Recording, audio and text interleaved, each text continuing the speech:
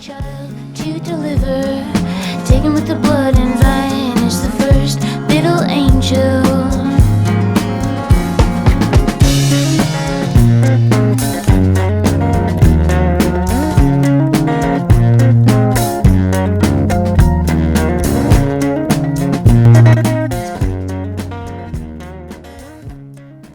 Hello, everybody. Welcome to Hot on the Presses.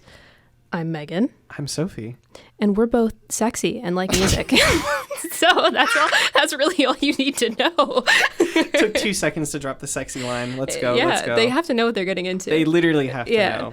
So you're missing things with the fact that this is radio. I mean, that's the draw of podcasting. You can say whatever the hell you want. And you can imagine how sexy the people on the other end of the thing are without actually having your fears confirmed or denied. I can be whatever you want. I'm not going to scream into the microphone anymore. No promises, but I'm not going to do it. No promises. I can lower you in post. You better not. If your ears are getting shredded, theirs better be. It's a trauma bond. I'm going to put you, I'm going to filter it so it sounds like you're underwater. Please. The entire time. So that way they won't know if you put my head in a fish tank while we're recording. It's like Adult Swim Fish Center. Oh my God. Dude, Adult Swim? Swimming in the fish tank? Exactly. That's why they call it that, probably. I don't know. It's fucking crazy. It's so clever. You can't say that word on the radio. The fuck word. I just did an hour long radio broadcast, and I wasn't allowed to say swear words at all, and it made me want to die. So here we are. Fuck.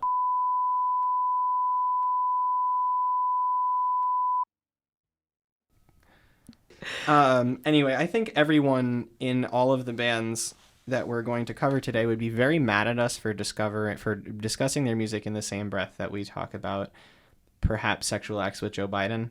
He did not have sexual relations with that woman. No. Wrong white man. They're all the same. Sorry to any white man viewers. Bless up. Sorry to Britt Daniels of the band Spoon. Loser. Clown. So speaking of... I'm going to start insulting him and then say his record was good. Britt, you're a fucking clown, but you made a good album. He did make a good album. I was very pleasantly surprised because I listened to one of their other albums. I think it's just called Ga Ga Ga Ga. Yes, Ga Ga Ga Ga Ga. Yes. Yes, their classic record, Ga Ga Ga Ga Ga. In must have been freshman, sophomore year of high school. Yeah. And I was like, this is mediocre. And then I never touched it again. So, Spoon...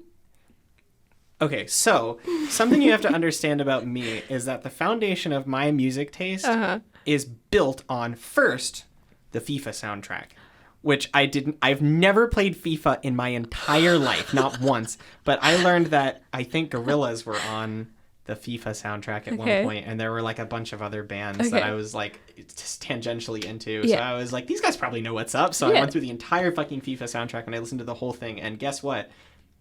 It's good. Okay. It's good. Believe me, it's actually good. There's good bands on there. That's the Twilight soundtrack for me.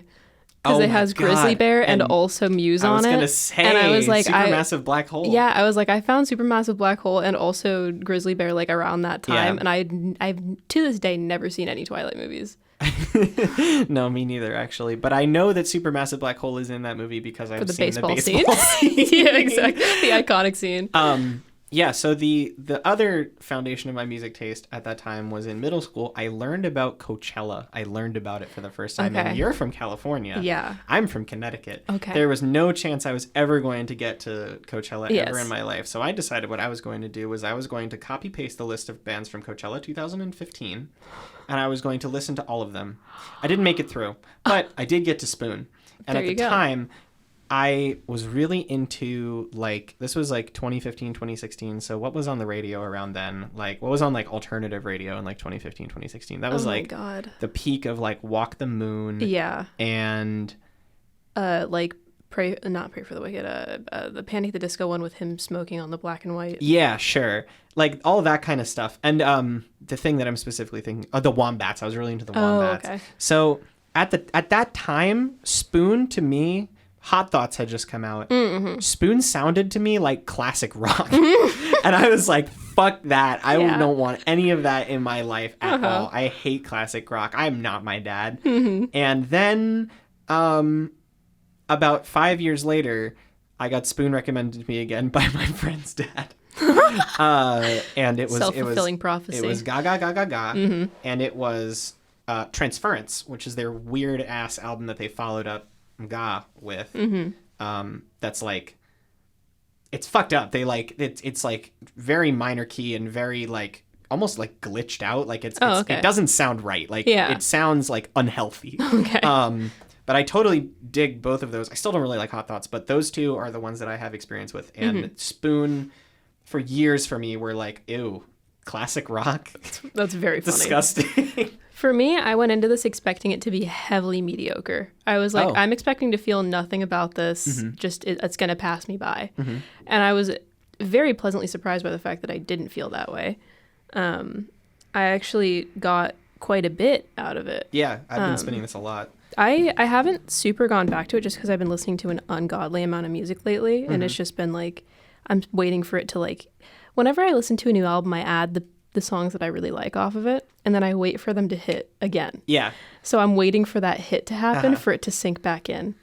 I thought that there was that one like section of Astral Jacket on the radio and Satellite with Lucifer in the sofa, or on the sofa. I thought that was a really strong section. That is the name of the album we're talking about. Sorry. Yes, we actually didn't say that. We were listening to Spoon's 2022 album. Lucifer on the sofa. Yes, I forgot the name of the album in the 5 seconds between when you said it and then when I had to say it. Henceforth, every album that we're talking about has been from 2022. Yes. Just for the context. Yes. But that is the premise. I was a little annoyed though because I thought that Astral Jacket and Satellite were a really nice pairing together, and then the flow into Lucifer on the sofa, like it goes from like spacey Satellite to more loungy Lucifer. Alliteration. That was queen. Good. That was good. And there's that one track on the radio, like in the middle of it, and that one is kind of like So I was like, you could have had a really strong ending. I really like On the Radio. And I also really liked Lucifer on the Sofa, so I was okay with that. I think it's two pairs. Like, I get what you're saying about, like, the pacing getting, like, bucked from between those two pairs. But I think they go down nicely as, like, Astral Jacket and Satellite as one pair, and On the Radio and Lucifer on the Sofa as the other pair, especially because it goes from lyrically talking about being on the radio to listening to all your old records. Yeah. I thought that was a fun... That is cool. Yeah. I had actually followed the press cycle for this album pretty closely because I didn't like Hot Thoughts, but then I subsequently got into their older stuff. Yeah. And then The Hardest Cut, the single for this album, sounded much closer to Ga Ga Ga than a lot of stuff they've done since. I think I even said in my notes, like, this is, I think, their strongest thing since Ga Ga Ga. I had followed the press cycle for this album, and it basically delivered kind of exactly what I was expecting. Bluesier than usual, but, like, just solid. Spoon get called like the most consistent band in showbiz because like I don't know if that many people consider them like an excellent above and beyond like explodingly amazing band, but like every 3 or 4 years they're like, hey, we're putting out a new album, and then they put it out and it's like, wow, that's pretty good, Spoon, good job. You did it again. And then 3 or 4 years later it just they come back around. So yeah, no, I think they upheld their legacy with this one. Yeah, that was they're continuing they will never not be consistent. Yeah, I thought that the drum play was nice too. There were some fun tempos going on. I thought that the first couple tracks I wasn't super sold on because I was like, this just sounds like you said, it sounds like Ga Ga Ga Ga, and I was like, I think that the more bluesy part of it is what made this one more intriguing to me. Yeah. Because the other one just was like, this is alternative. And I was like, that's all that is. So the first two tracks, I was like, this is Spoon. Okay. And then Wild had a nice drum pattern where I was like, okay. And then My Babe was like very passionate and it had like that same kind of, there's like a nice like drum and guitar interplay and it had that really fun like high strumming in the background. And I was like, This is cool. Okay, so here we go. Because I actually didn't like My Babe. My Babe was the one that I wrote down like what my favorites and what my least favorites were. And My Babe was the only one I put in least favorites. I think it's just because I don't like Springsteen, and it really sounds like Springsteen. You know what's so funny is I just listened to my first Springsteen album and I loved it. So there you go. I can obviously I have a lot of respect for Springsteen just because like he is a legend. He originated everything. He's the Bruce. He's the boss. He's so iconic in so many ways. Except when he's getting a DUI on Super Bowl Sunday because he was set up or something. I forget what exactly happened last year, but it was really funny. Spoon would never. Spoon would never. Yeah, no, literally what I wrote down is My Babe kind of sucks. I don't like Bruce Springsteen. What did you think of The Devil and Mr. Jones? I thought that one was good, but honestly, all it made me think about was Smith and Jones Forever off of not Purple Mountains, sorry, American Water by Silver Jews. Okay, yeah. Because I was like, all I'm thinking about is that title, like the similarity in the titles, and I just kept wanting to hear David Berman. That is R.I.P. the legend. So valid. I miss him every day. I told you I think I told you this. Yeah, you saw him like in the city, It wasn't, right? I don't think it was him, but I saw a guy like 2 or 3 days before he died. Yeah. That like, I'm in Savannah, we were in Savannah, Georgia, SCAD Radio, More Than Music. And I saw a guy and I almost stopped him like, hey, are you David Berman? But I didn't. I didn't stop him. And then 2 days later he died. Yeah. And I know that doesn't mean anything because it wasn't him. You just have this ephemeral connection with David Berman, yeah. I mean, yeah, I like that track enough, but the whole time I was just like, Smith and Jones, forever. David, are you here? I really liked that one. That was one of my favorites. I thought the way they kept bringing in like the Mr. Jones, like the hook, that one was fun. They kept bringing that hook in like when I didn't expect it, and I thought the beat and the drum pattern and the guitar, like kind of chucking guitar, sounded like Arctic Monkeys, circa. You Can Do It. What's the album with the one that Fluorescent Adolescent is from with the house? Favorite Worst Nightmare. Favorite Worst Nightmare. There yes, you thank go. you. Yeah, that one. It sounded like a Favorite Worst Nightmare era Arctic Monkeys to me, and I was like, wow, Spoon are old. Spoon are old, and they're doing this sound that nobody has done for. These are fun old men. These old guys are hip. These old guys are hip with the jive. Hip with the jive, yes. she says. I did say that. I'm kind of regretting it. I also really liked Wild. You said Wild. I also really liked Wild. I think the use of piano on this album is really good. And that is something Spoon do pretty fun a lot of the time. But I really liked the way that they like did dueling piano guitar lines a lot of the time. I thought that was fun. Blues Rock Isn't Dead. Yeah.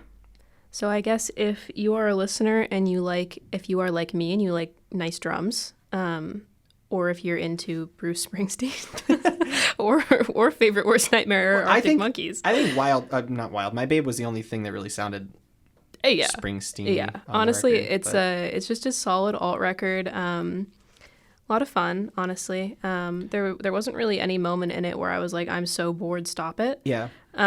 So I think that anybody who listens to it will come out with something. It's quick, you know? It's very digestible. That's actually something else I wrote down is that it's super, super accessible. They have they're kind of committed to like being really accessible. Hot Thoughts 2 was like that.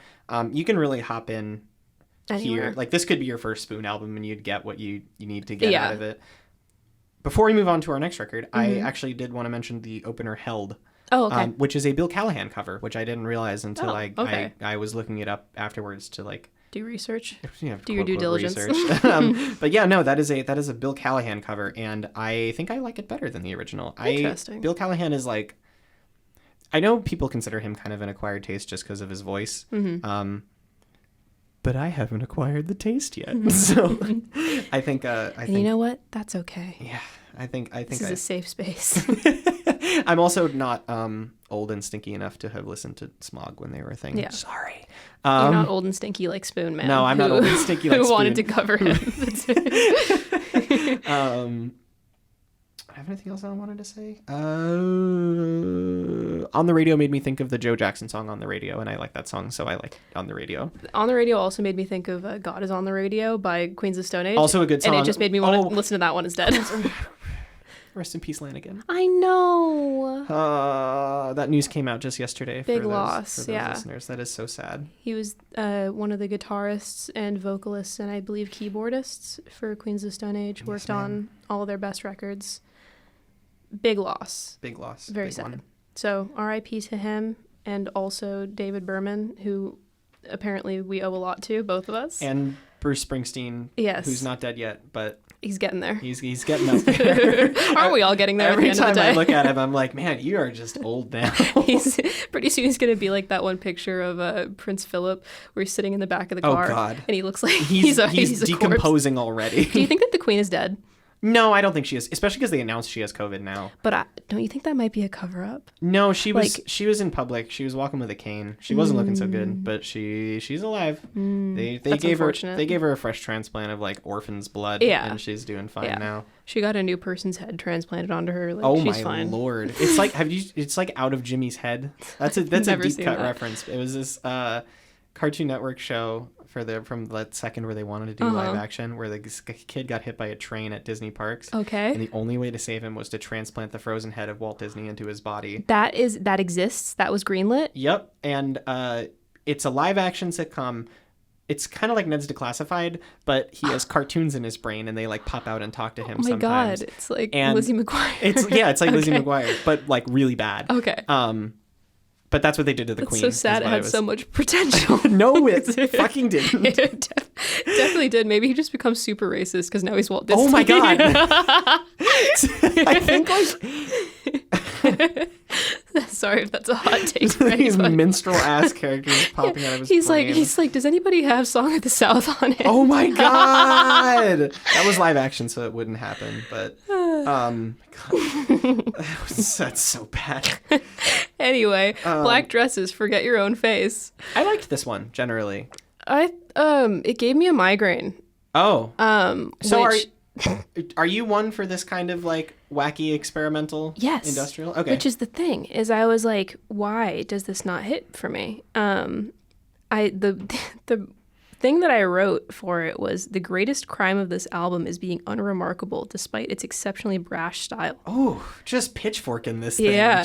I don't know why I felt so strongly against it.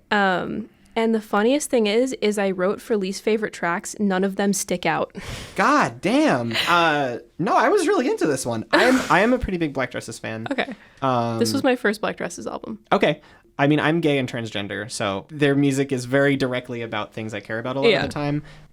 I love Debbie McCallion's voice so much.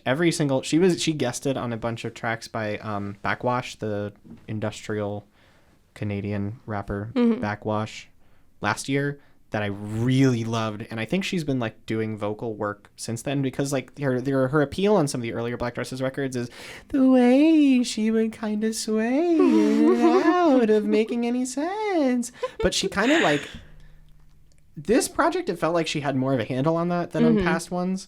I dug this one. Their last album, Forever in Your Heart, was not my favorite project of theirs because it was really, really dour. Like, it was just so, like, poundingly grim. And I think one of Black Dress's strength is, like, how accessible they are, despite how, like, much it feels like when I listen to them, they are beating the shit out of me. And I thought this record was nice to, like, hear them having fun again. Like, on a lot of their older tracks, they just kind of, like, ride out one progression. Like they've got an idea, they stick with it to the end of the track. This one is so fucking all over the place. Like, as soon as you're halfway through a track, it pivots into something completely different. Maybe they'll like keep a vocal riff, but like you are listening to a totally different groove. And I like that. I thought it kept my attention pretty much the whole way through. I really like this one. Yeah, I don't know. Maybe I'll have to re-listen to it. I did have a couple tracks that I did like, surprisingly, for how much I shit on it.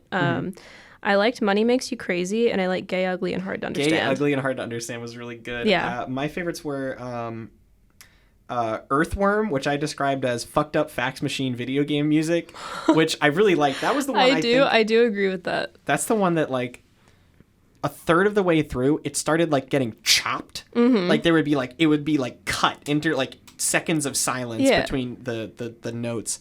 And I was like... Hence the migraine. It was like a auditory strobe effect. I was like, this is so fucked up. I love this. I also really liked Doom Spiral, which we listened to a lot of Beach House this week. Yes, we did. This felt like hyperpop Beach House. Yeah, I would agree with that. I was like, why am I listening to like dream pop on this? I was into it. And then I also really liked, I think that's supposed to be like the emote face, you_you. I'm not sure how I would say that. And the line I wrote down was, "You got a record deal, but you're still so fucking ugly." And I have not stopped. That was really funny. I think that there's more to love about this record than I give it credit for.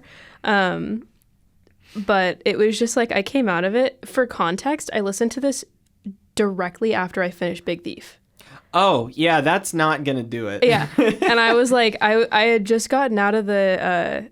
So my progression for the morning was I did our radio meeting. Mm-hmm. I listened to Big Thief again for the second time. I listened to this album. I got a migraine, and then I did homework. So I was just bitter about the migraine. So I think Black Dresses is like a strong debuff to homework productivity. Yeah. So I was like, fuck this album. It fucked me over for the Friday. Oh, that's really funny. Yeah, I don't know. I just really liked the balance between accessible and challenging that this one was. Mm-hmm. It is nice to hear them having fun, and I also really like there was like on this album it felt like there was more of a purposeful and intentional parallel of like their girly pop side and their like we are going to kill you sound fucked up side, where like on other projects like my favorite project for them, Peaceful as Hell, they've like they just smashed those together in a blender and like are doing both at the same time. I feel like there were like passages of each on this one, which isn't like an approach they've tried before, but I dug it. I thought it was really cool. Well, who would you recommend this to? McDonald's Sprite drinkers. Good. Yeah. This is for fans of 100 Gex, I'd say.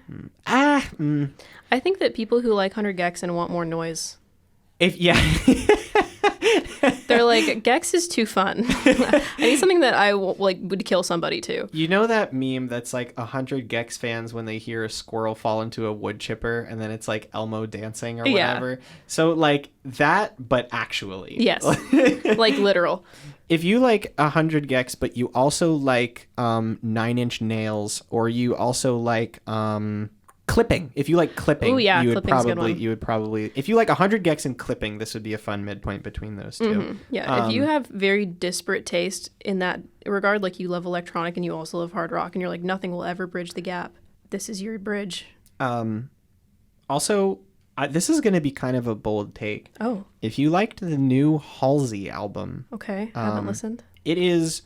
I thought it was okay. 9 Inch Nails produced it, and there's a couple songs on there that just really sound like 9 Inch Nails, which I was into. And Halsey genuinely does have a good voice that is suited for doing that kind of thing, so I liked it. But if you liked that album, and you were like, I want to hear this, but like you're fucking wringing it out like a washcloth, like you've got it in your hands and you're like twisting it until it breaks. That's this. I agree with that. And so our next. Oh, actually, also the album cover rules. The album cover is very cool. The album cover is really cool. And I'm glad, because Black Dresses broke up like 2 years ago, and on their last project, Forever in Your Heart, they were like, yep, we're no longer a band. Unfortunately, we've decided to continue releasing music.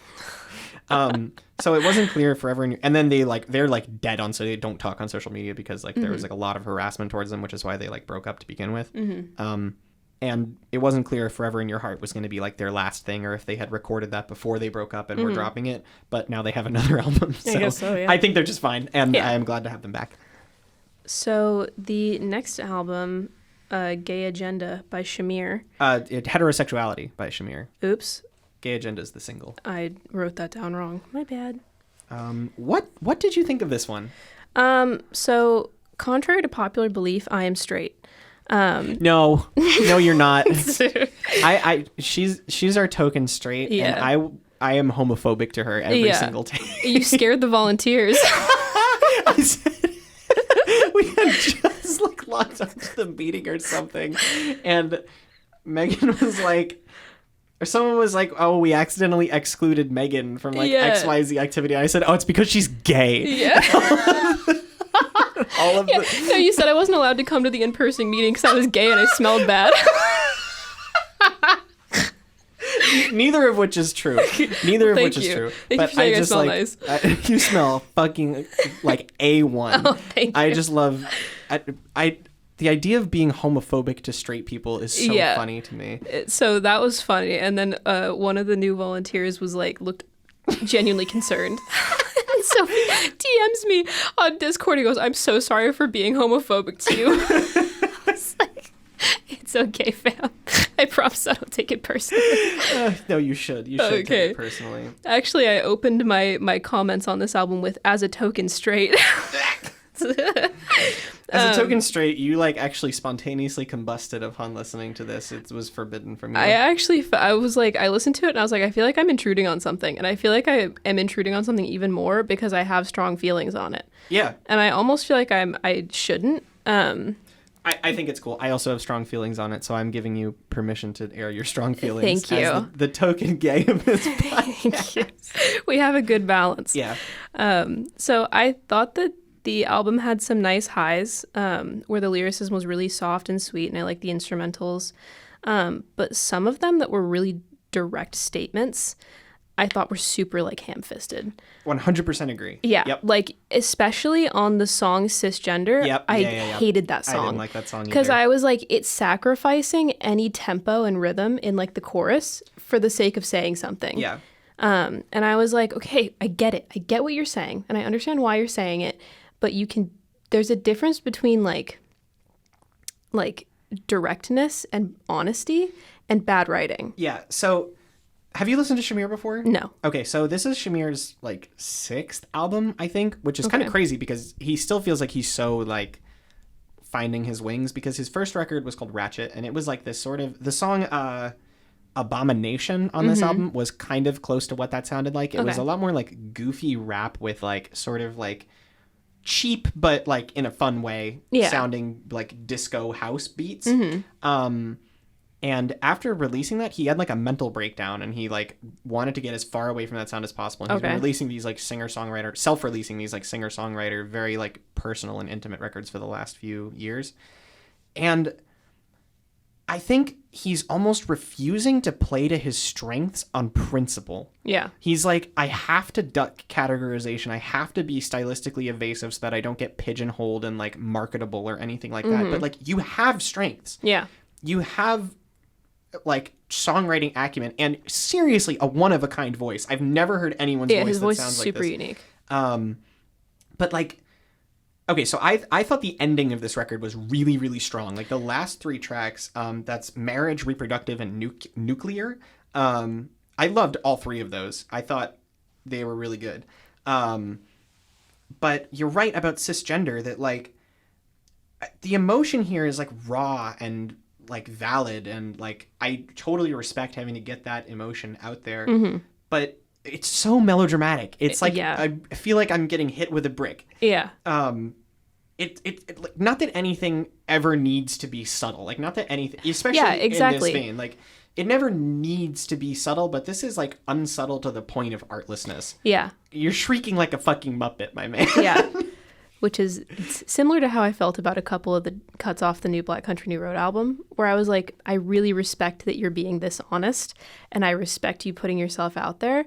I just don't want to hear this much, because I feel like you are sacrificing too much putting this in here. Yeah. Like for the music and also of yourself, like be careful, you know? Have some privacy. Yeah.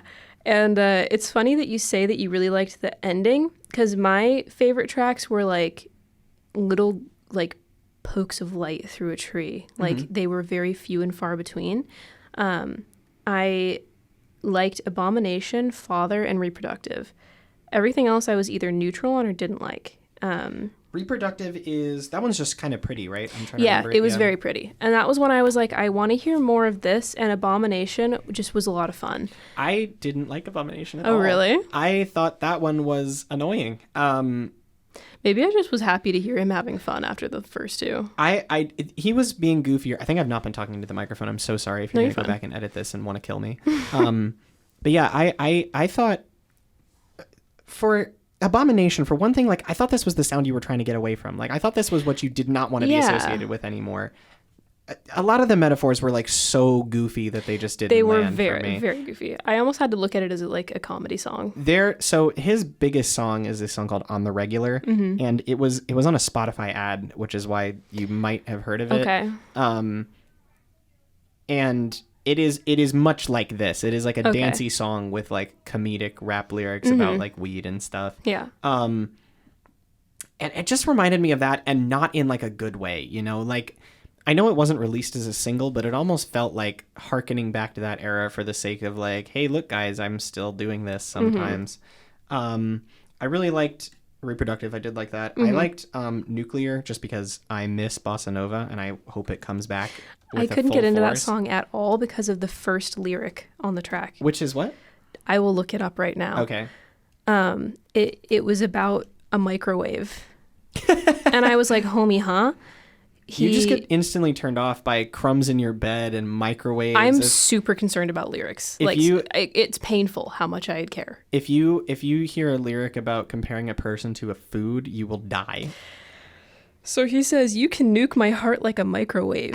It might be warm, but it can't be made back to its original state. I'm quite used to being sad and soggy all the time.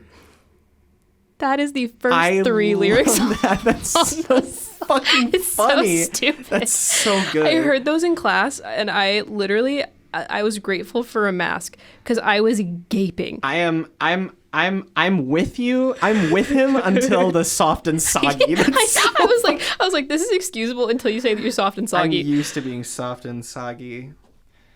Easy penis joke. The penis joke writes itself. Exactly. It's right there. Exactly. Yeah, so that was a little much for me. I literally wrote, I wrote literally what the hell are the lyrics on Nuclear Dog. The instrumental was good, but I tuned out from the first lyric. Yeah, I am a very sound over lyrics person, this is fun. I think that's a good balance. For us to have. I'm like almost lyric over sound. Yeah. I also liked Marriage because if you put a beat like that in anything, I'll probably like it. I'm such a sucker for that like 90s hip hop style beat. Yeah, again, lyrically, Marriage felt kind of like cheap to me because it was like, you want to be with me? I'm married to myself. Self-love. Oh yeah, baby. And I was like, okay, Self-love. Say something else. Self-love. It felt kind of, especially after the song Father, which I really liked. I thought that one also seemed a bit melodramatic in the same way that Cisgender did. I thought that it was melodramatic, but I thought that I liked it because it was less of like a universal like statement for the world. Yeah. And more of a statement for himself. Yeah, I understand that. I liked that. And I was like, okay, I see what you're saying here and I understand it. And it's more singular. I also did write down about that song that this is like this is going to sound like a joke, but this is a genuine point. That's like a very good application of like saying fuck in a song. Yeah. Like this isn't like a unexplicit, like there are swear words like peppered throughout this album, but like, and I hate to compare this album to like a BoJack Horseman, but like BoJack Horseman gets one fuck per season. Yeah. And they insert it right at the point when it would be the most devastating to like put the most emotional impact on that. And I think when you're talking about like Just Like My Fucking Father on Father, I think that is a sucker punch in the same way. Like people talk about how like profanity has like so saturated into the culture that it's lost all its impact, but that's stupid. This song is proof of that. Yeah.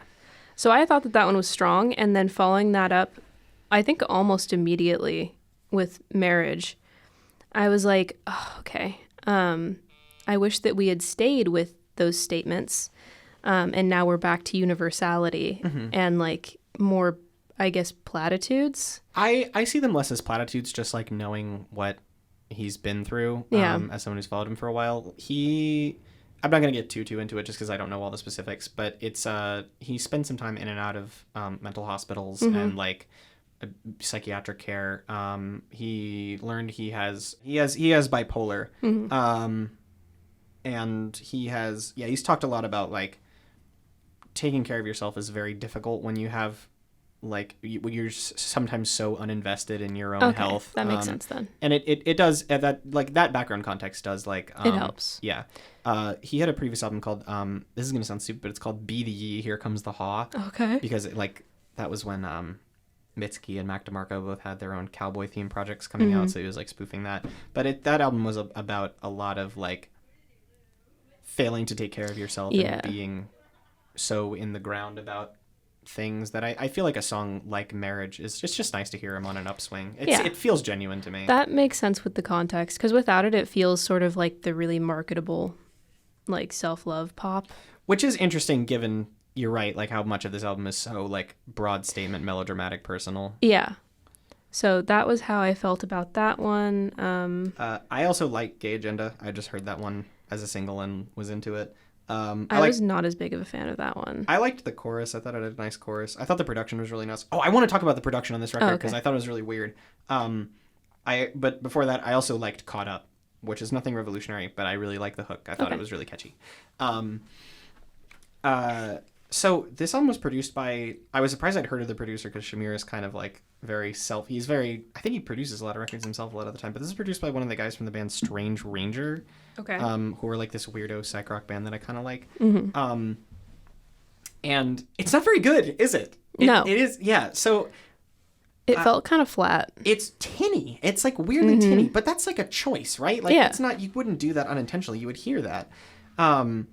It's like, it sounds really cheap and doesn't suit the style until on something like Caught Up, I feel he's more writing for that production style.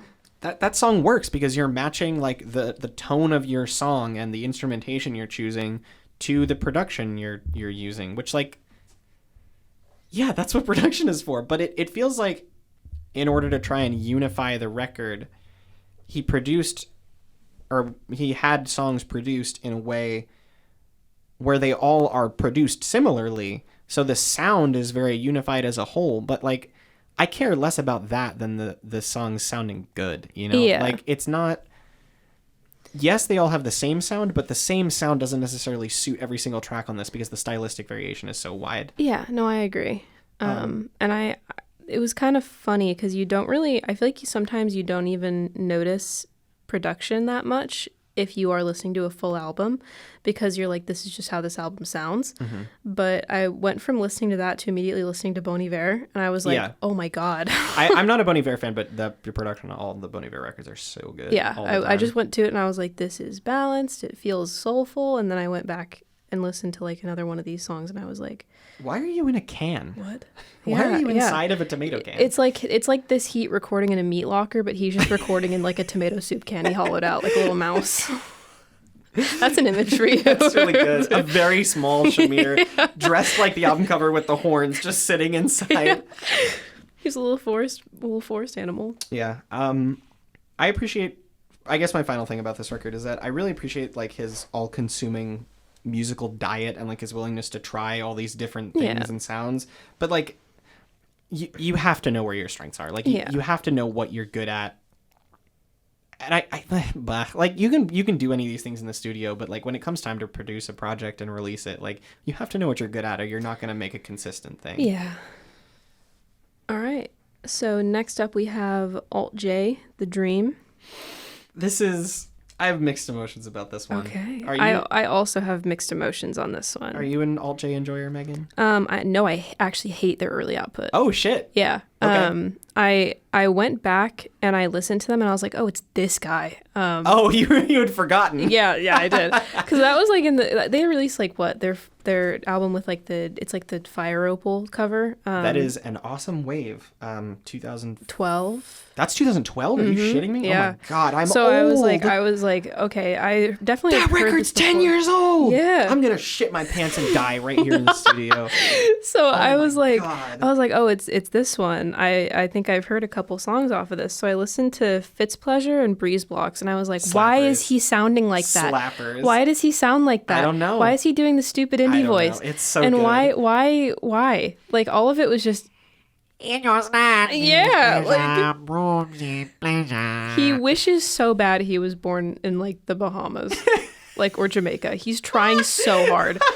He's like, I need exotics, and so then when I listened to The Dream, I was like, oh my God, he's speaking normally. Thank Christ. I was so happy. I was like, I don't know if I can make it through what was this like 45 minutes of that voice. Mm-hmm. I was a little Also, I know that a big thing with Alt J is that they tend to just like kind of loop the voice and like do a lot of like harmony. Yeah, they do like a loop pedal. Like Yeah. And I liked I felt like this album, from what I have heard of their early output, was much more minimal. And I liked that a lot because I'm a fan of really cold production styles. Like Love What Survives by Mount Kimby is one of my favorite albums, and that album sounds like winter. I can hear that in this. It has that cold feeling to it, which is hard to find. Did you like Philadelphia? I liked that song until there was the weird opera lady sample. I loved that. I hated that. I loved that. I was like, why is she here? So confession time. I don't know if you know this about me. Okay. Alt J was my first real concert. You went and saw Bahama Man. I did. So, it's a quick aside, but they're not great live because he can't do that voice for 2.5 hours of a set. And by the time he got to Breeze Blocks, which was the encore, he couldn't do it anymore. He was just singing normally. So you got to hear the dream early. I guess I did.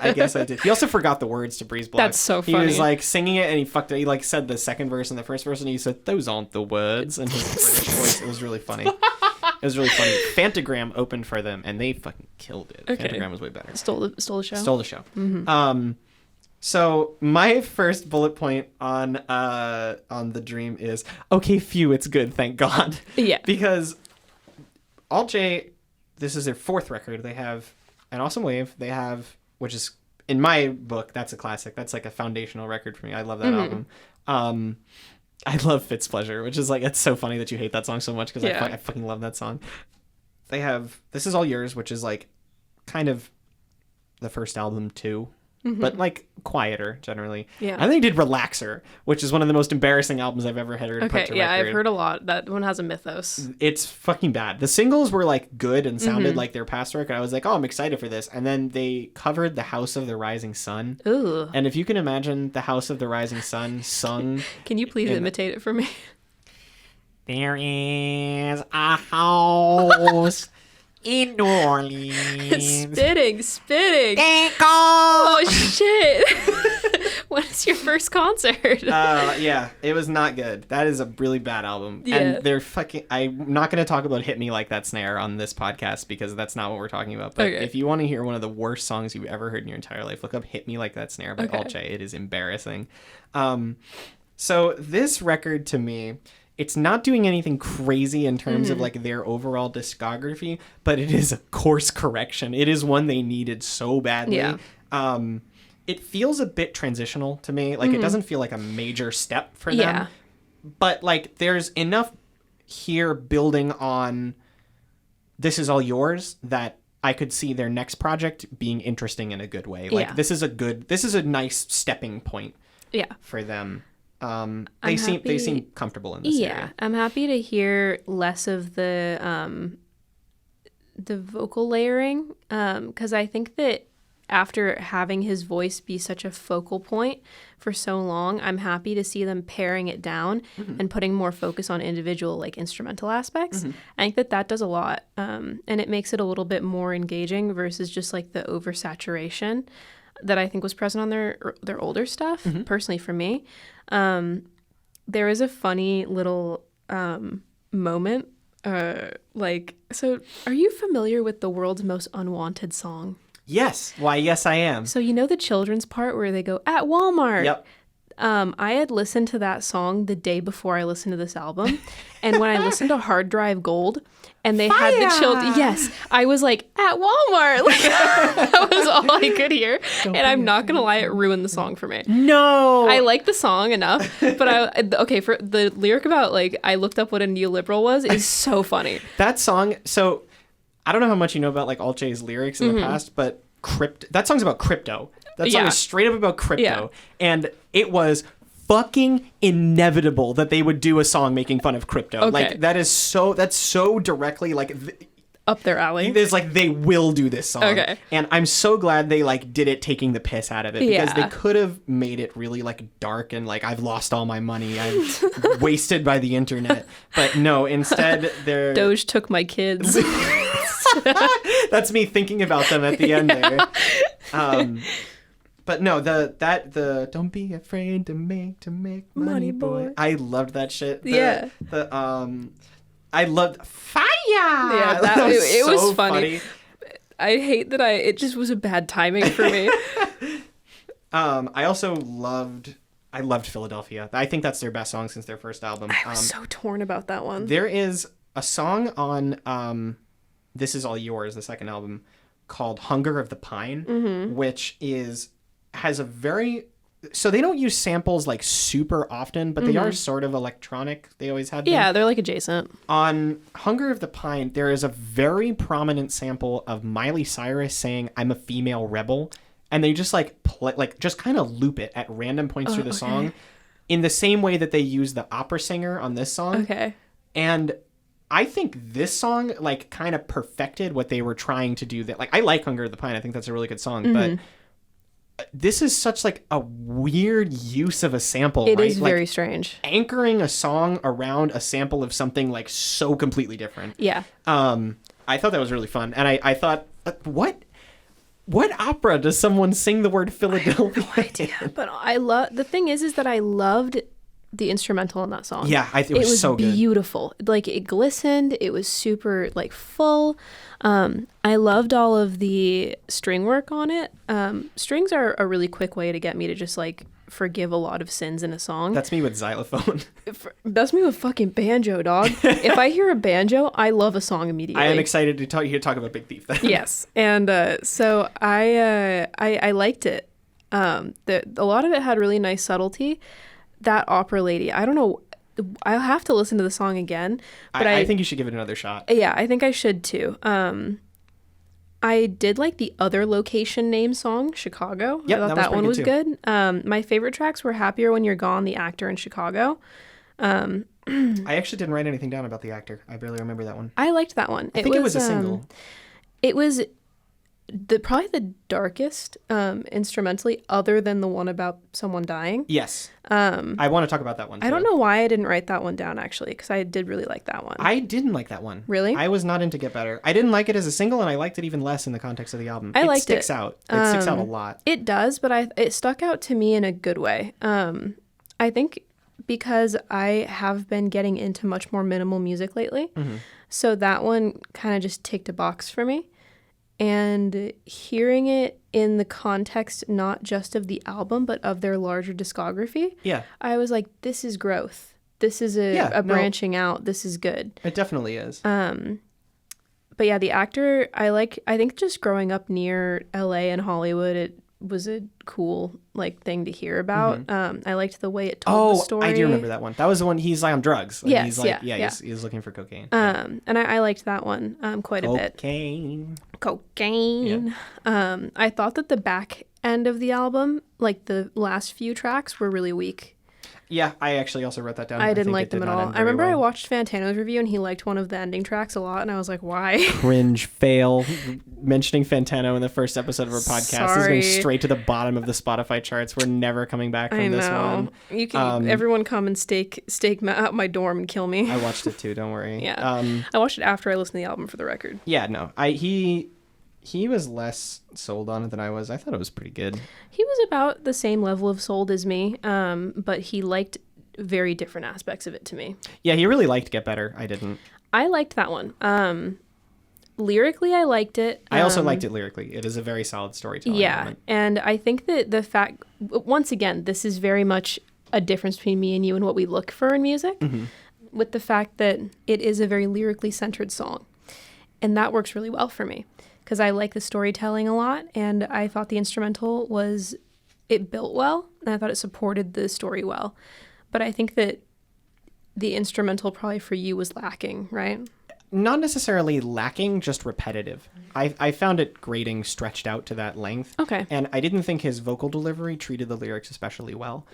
Because I do really appreciate the storytelling of the song. I think it's a really well formatted and it's so sad. It's a really tragic song.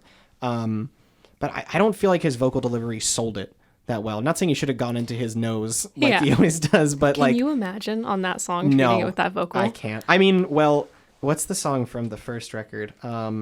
There's like an acoustic song on the first album where he kind of does that. It's not the best song. There's a reason I don't remember what it's called. Yeah. But yeah, no, I liked this one, but was not. It was good. Yeah. Yeah, it was good. It was good. Recommend it to fans of Radiohead. Yeah, it would probably scratch Nate. Well, I mean, if you like Radiohead, you might just think that it's like boring because you're waiting for Tom York.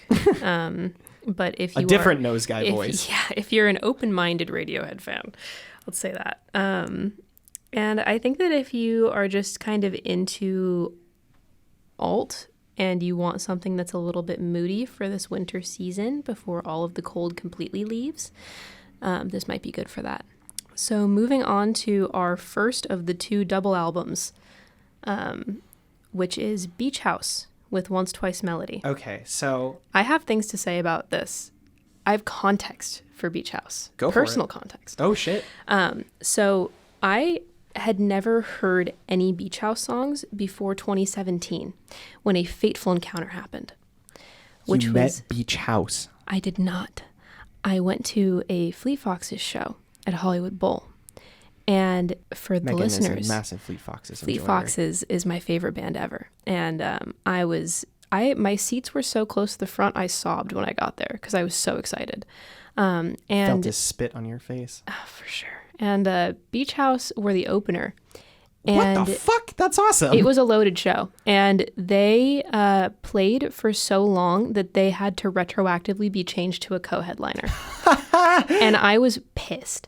Because I was like, I had never heard of shoegaze at the time. Yeah. So I was like, they have 0 show presence. They're backlit. I can't see her face. They are literally standing in like a 5x5 square on this massive stage. 17-year-old Megan mauling about Beach House. No, I was like pissed. And my mom was there. She's like, what is this horse shit? And some girl in front of me was like obviously there only for Beach House because she like smoked a ton of weed and then was just like vibing her ass off. It was so funny. I was watching her more than I was Beach House. That's so funny. And then she was just so mellow for the rest of Fleet Foxes. She didn't give a fuck. I was like, you were here only for the opener and you got what you wanted. And so that was them touring Depression Cherry. So it was very calm. And now I've heard a little bit more Beach House, and I wish that I had heard them when they were touring Bloom, because I think that would have clicked more with me. But Depression Cherry was just so mellow. And this one I was really expecting to hate. Yeah. I was like, I'm expecting this to be boring to me. For other context, I'm very picky with shoegaze and with dream pop, but I actually had a really good time with this one. Yeah, I liked this one. They kicked it up a notch. They did. Some of these songs chug. Yeah. Some of them go a bit. Yeah, like over and over. Yeah. That song has like a drive. That song is very good. ESP also has some really, really strong... That was the one song I didn't like. I'm sorry. I love that song. I really like the gainy drums. I thought that one had no progression. I thought it just kind of stuck in one space the whole time. I think that it's just because I'm a drum whore. I was like, ooh, drum. It's cool. It's cool produced. I liked it. I didn't super have any songs that I disliked. The only one that I thought was kind of iffy was the song Finale, because I was like, it's not the final song. Well, I just didn't like that song. Yeah, and that one was kind of bland. I think this album does not end strongly. I think the last song, which I forget what it's called. Modern Love Stories. Yes, I like that song. That song's super strong closer. The whole half of the front, like all of the rest of disc 4. Yeah, is bad. Weak. Yeah, I didn't like it at all. Yeah, it felt like filler, that last It opens really strong. Yes. The opener does. disc is really, like, the whole thing goes hard. I can 100% agree. I think it starts really, really strong and kind of peters out by the end, which is like a double album thing in general. Yeah. Yeah, but... they just really wanted that 4-disc format. I guess, yeah. They Haley Williams did this one. What else did I say about this? So... We'll talk more about this when we talk about Big Thief, but I thought it was fun to compare this one to Big Thief as like a double album releasing the same thing. And Big Thief, I'll talk more about this because I have a lot to say about this concept, but like that's the sound of a band that had a lane like stretching its limbs and being like, look what else I can do. This one is the sound of a band proving that like, yeah, we are still actually the best at what this particular lane, and we're going to prove it to you by throwing 25 tracks at you, and all of them will be at least listenable. Like there is no, I don't like ESP. I don't like the last like filler tracks of the album, but like they're not. I wouldn't skip them. No, they're not bad. No. It's just like we are the best at this particular lane of music, and we can do 25 tracks of that, and that's fine. It was the kind of thing where I felt like I was, it did the dream pop vibe very well, where I felt like I was floating in it, and I could just kind of close my eyes and sink into it and enjoy the vibe. And if I ever came up for air or I wanted to start paying attention more closely, there was always something that was interesting and individual to a track that I could chew on. And then I could just be like, okay, that's cool, and enjoy it and sink right back into it. This one kind of reminds me of Spoon, just in the way that like everything that's really good about this album you will get on your first listen. Yeah. Like this is they're not like hiding any tricks here. No. There's not like it's so much replay value just because the songs are so good. The lyrics were sweet too. Yeah, no, they're always really good. They never slack on the lyrics front. They're always saying something interesting. Yeah. Runaway, I think, had a really nice chorus. Which one is that? Runaway, Runaway. That one goes hard. The riff, the synth riff on that song is really good. My favorite. Little runaway. I was like, oh my god, this is cute. I wonder where you are. Yes, exactly. My favorite one was New Romance. Oh, really? That was not one that I wrote down. Adored that song. That I thought was their best song in year. That synth lead is like straight up genius. I think I'll give it another listen. That like it's kind of like cascading, like goes up and down. Yeah. No, I definitely remember looking at the title of that one and being like, this is notable. Yeah, I loved that song. I thought it was so good. Superstar is great too. Yep, I also liked Superstar. Pink Funeral I thought was really nice.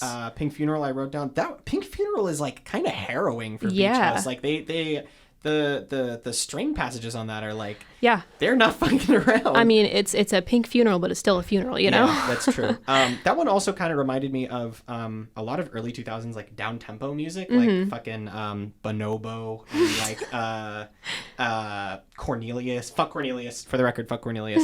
Pirate him. Pirate him please immediately. pirate him. Oh my god, he deserves to be in jail.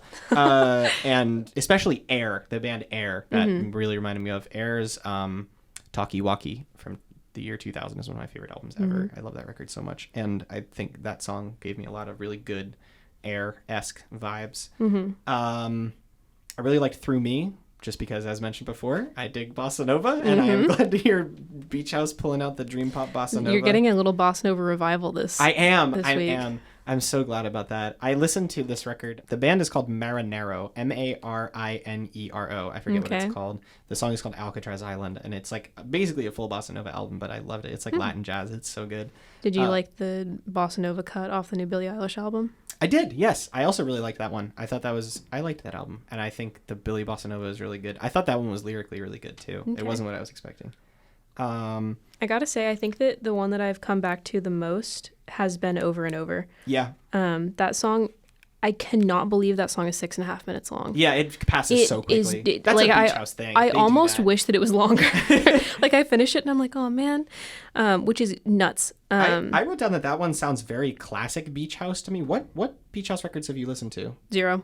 Other than this one. I heard them at the show and I was like, not worth my time. Okay, well, if you liked Over and Over, you should for sure check out Bloom, because... Yeah, I'm planning on Bloom, because I think that one will be good. That one could have slotted easily into Bloom or Depression Cherry. I've heard a couple of songs off of Bloom, and that one feels very springy to me. Yeah, so I'm looking forward to listening to it when it gets a little warmer. Actually, it's warm now, so I could. I have been a Beach House listener for a bit, but not a deep Beach House. I've liked Space Song, obviously, and Lemon Glow from Seven, and a couple songs off Teen Dream. Yeah.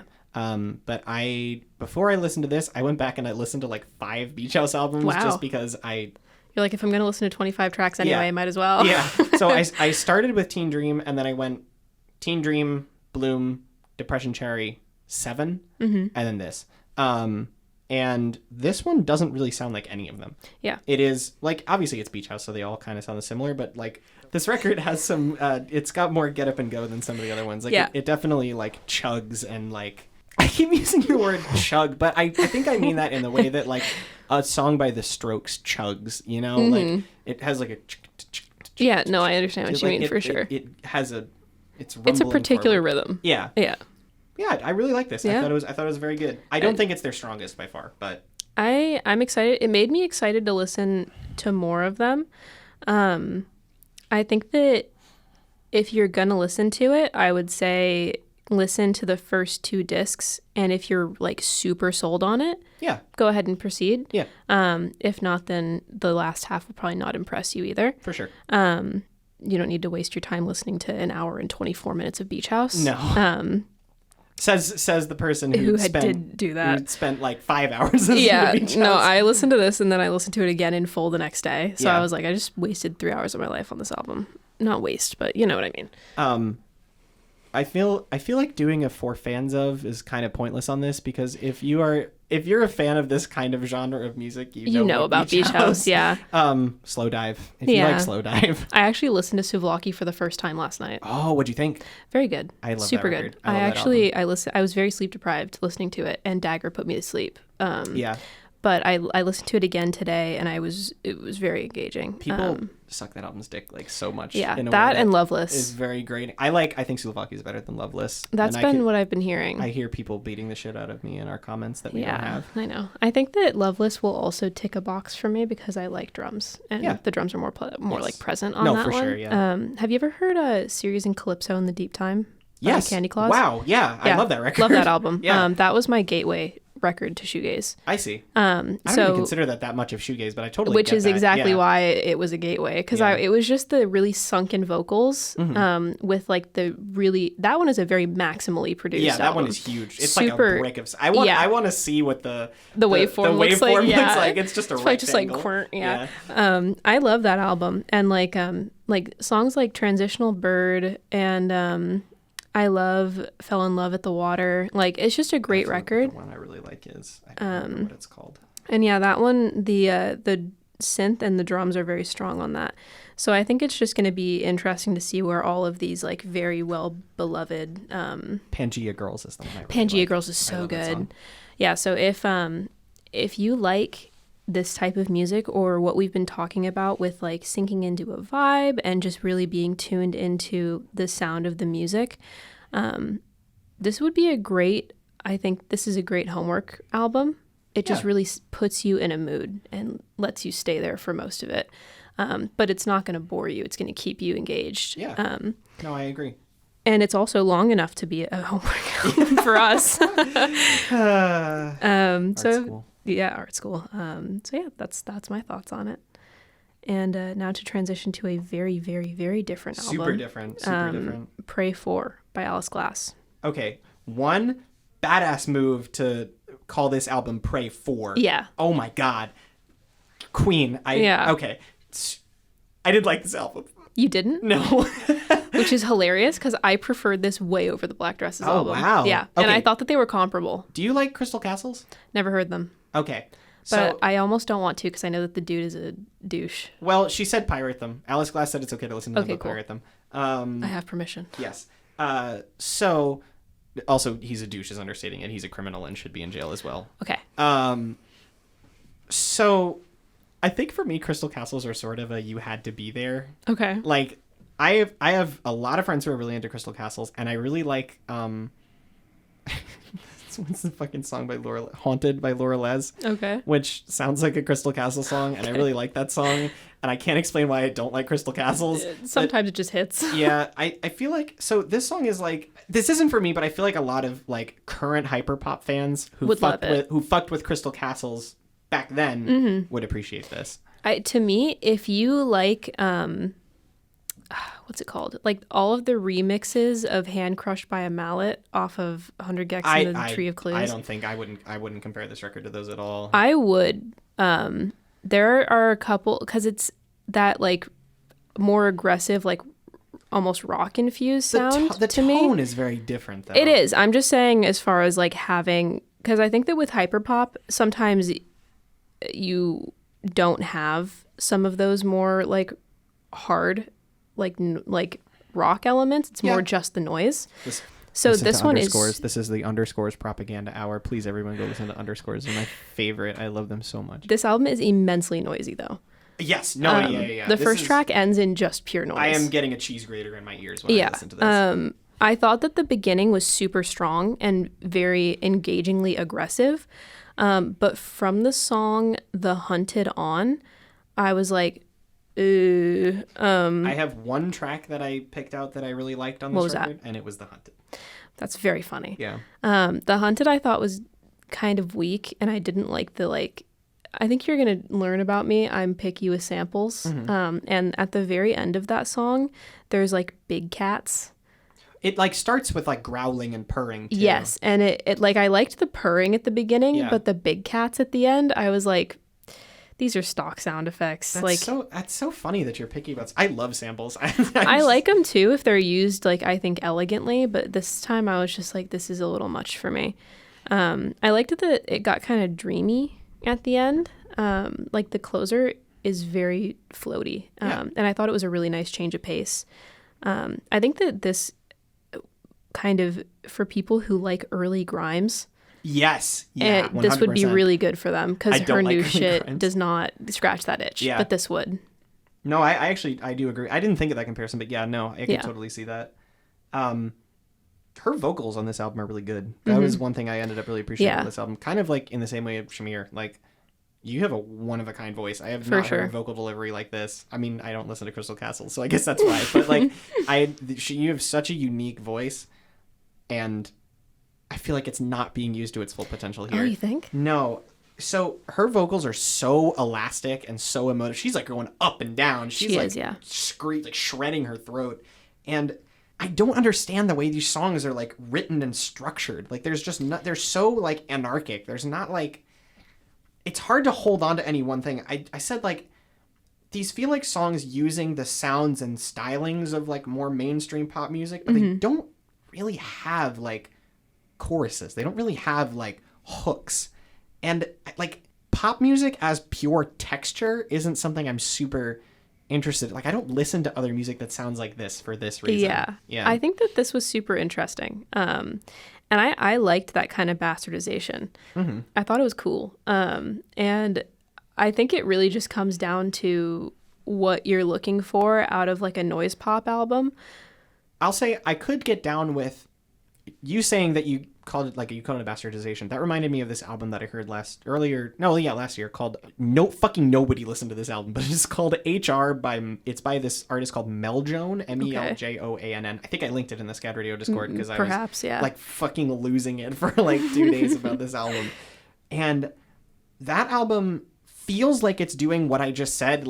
It is appropriating the sounds of pop music, but just fucking exploding structurally, but more intentionally than this album does. I feel like these are just to me, these are just pop songs, but not written very well.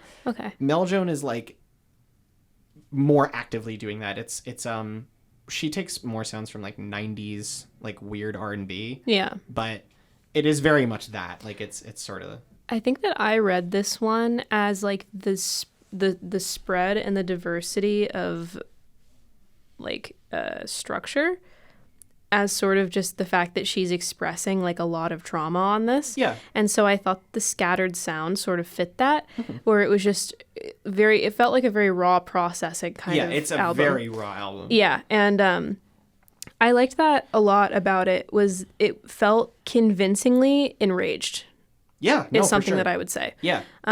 So normally sometimes even in the Black Dresses album, sometimes the aggression on it, I felt like it was okay, we're gonna do the take, I'm aggressive, yes, I finished the take, I'm done. Yeah, this I felt like she went to bed angry, woke up, sang, was still angry, ate dinner angrily, and then went to bed, cried herself to sleep because she was so pissed. Oh my god, it felt just betrayal in an album, and it was very good to me in that regard, as far as just expressing that emotion. I will totally agree with you there, and I also think combined with that is also why it's a badass movie to put 4 in the title. You are so reclaiming your legacy as the part of Crystal Castles that you were. You are picking up right where you left off, and you are fucking mad about it. Yeah, exactly. I thought that's really good. Yeah. What do you think of Fair Game? That wasn't one that I really took note of. I think you should go back and take note of it because it fucking sucks. I have to Google the line, but it's really bad. I was doing homework while I was doing this one. Holy shit, how? You'd be surprised what I listened to. Goddamn. I have to listen to podcasts when I do homework. Oh, really? I get distracted by music. Are you going to re-listen to this and judge me? Yes. When you dance, you look like a clown. You ruined everything. When you move, you look like a clown. You ruined everything. I didn't remember that I one. like your makeup, but you look like a clown.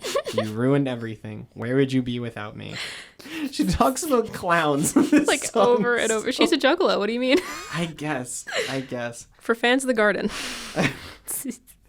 No, I would just point to like, if you like Crystal Castles, you'll probably love it. She's Definitely really- not actually for fans of the garden. Well, yeah. maybe. Well, I don't know. maybe a little bit. If you like the noise in some of the parts of Kiss My Super Bowl Ring, then this might be a good one. But overall, I would say more for Hyperpop hyperpop enjoyers, fans. Yeah. Hyperpop and some noise rock people might like it purely for the rage and for the noise. If you're into like no wave, maybe. If you're Yeah. into like very fucked up like brick of sound no wave, you might dig this. Yeah. You have to be willing to get eviscerated a little bit. Yes. And in a very different turn, Is it time to talk about it? it's time to talk about it. my Is Big Thief, Dragon, New Warm Mountain, I Believe in You. Okay, for one thing, can we just get out of the way first? That title fucking sucks. It does. What does it even mean? I have no idea. It's a really bad title. Also, I don't like the cover. I thought the cover was so cute. I thought it's cute, but I was like, you could do more. Especially with how much this album is. Okay, Exactly. like, it is a It does sprawl. not. It does No. not could portray how Okay. big the album is. I'm going to get the bad out of the way first because I want to gush about this record. This is my favorite Okay. record of the year so far. Okay. I adored like almost every second of this. Exciting.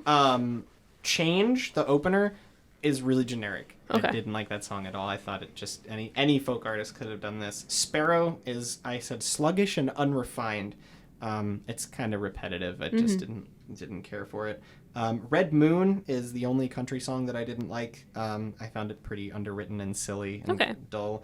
And then Love, Love, Love, I just didn't know what was going on with that one. I didn't like that one either. Yeah, I had no idea what was going on there. The ones that I wrote down for least favorites were Spud Infinity and Fuck you.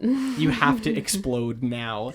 When's the last time you heard a jaw harp on an indie country song and it turned out awesome? I mean, I think it's just the fact that I am not a huge fan of jaw harp. Boing. Bong. I do love Boing. banjo, Bong. but that's the Boing. only kind of boingy that sound that I'm really into. Mm-hmm. And then The Only Place was one that I wrote down. I can't really quite remember why. I might have just been getting tired at that point. I like that one. I thought it was really pretty. I don't know. I will say this one was another one that did not feel like its length. Yeah. It did not feel So- super sluggish at any point. This record, are you a Big Thief enjoyer? I listened to the one of the kid, like the boy on the cover. Capacity. Yeah, Yeah. and I thought that it was boring. Okay. But that was like years ago. It took me a really long time to get into this band. So, funny personal context to Big Thief. Okay. I used to read Pitchfork voraciously. Like, hate read, but Okay, read. I was going to say, oh dear. I'm chiller about it now. Like, I'll check it. I check it daily, but it's like I see what the 4 albums are, and I'm like, okay, maybe I should listen to some of these. And I Yeah. don't read the articles because I'll just get pissed off. Yeah. This album, this band has been raptured. Like, Pitchfork does not shut the fuck up about Big Thief. Okay. Ever, ever, ever. I think I was predisposed to hate them for that. Okay. And then, Christmas 2016, or maybe 2017, I forget when Capacity came out, I asked for Christmas Aesop Rock, The Impossible Kid on vinyl. Okay. Which is one of my favorite albums ever. I love that album so much. Aesop Rock goes hard. He goes so hard. Garbology was a great album. I liked that one. Not his best, but good. I thought it was good. So my parents ordered it for me, and it arrived on Christmas morning. Yes. And I opened it up, and Amazon fucked up, and I received Capacity by Big Thief. And I was like, This is a cosmic joke. I don't want to like go to the trouble of returning it. I'll just keep it. And then Yeah. I got it later. And then I got to college, and my freshman year roommate Lachlan, I miss her. I hope she's doing okay. She will never ever hear this because she's off being insane in Iowa somewhere. I love her. She saw my Capacity record in my record case in like, this is like 2017, and she points out and says, "Hey, my cousin is in that band." And I said, "What?" And her cousin is Buck Meek, the guitarist for the band Big Thief, who now has several acclaimed solo albums of his own. So I don't know what the fuck was up with that. You have 1 degree of I separation. have 1 degree of separation from the band Big Thief. And if I ever see them, I'm gonna ask like, "Hey, do you know Lachlan? Is that your cousin?" And he's gonna be like, "What? No." And I'm gonna learn that she just made that up. Like that's the sort of person that Lachlan. She was like, "How do I impress this person?" Yeah. I miss Lachlan every day. I hope she's doing good.